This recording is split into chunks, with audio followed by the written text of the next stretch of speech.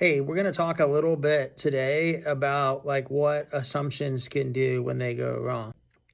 I think we all see assumptions like that happen where we just assume that something is over, assume that something is won or lost. I'll give you a great example. So I really enjoy running, and I think that if you look me up and down head to toe and you see that I'm 5 feet 8, 210 pounds, you're probably going to say that guy doesn't look like he's ran anywhere other than to a food truck. But it's just not true. I actually did 1 million steps in May of 2025. I actively get up and run 3, 5, 6, 10 miles a day, 5 days a week.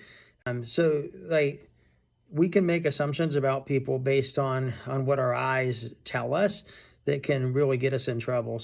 This person looked me up and down, and like when I said was going to run the marathon and that I'd ran marathons before, incredibly judgmental. But it's also unfair to make the assumption that because of the way that somebody looks or what we think of them, that they're not going to be able to accomplish stuff. Right? So you make those assumptions, and then you start to put yourself in a smaller box in terms of the people who can actually get things accomplished for you, because you start to assume that only certain people can get certain things done.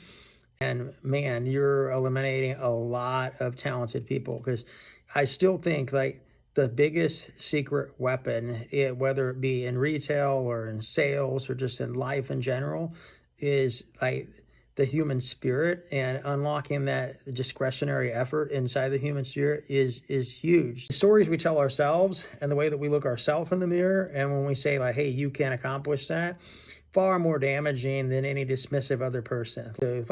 So when you look in that mirror, like you got to have that mindset, that you got to have that cool runnings mindset where I'm a bad mother, bleep, bleep, bleep, bleep, and I can absolutely do this thing, right? You can't do this thing. So like before they even get to you, like you need to get to you, and you need to get to you, and you need to believe in yourself. You need to fix what's right between the ears here.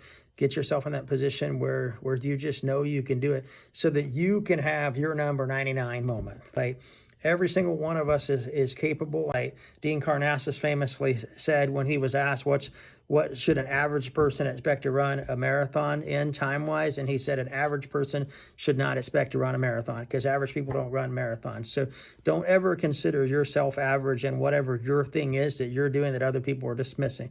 Everybody go have your signature number 99 moment today.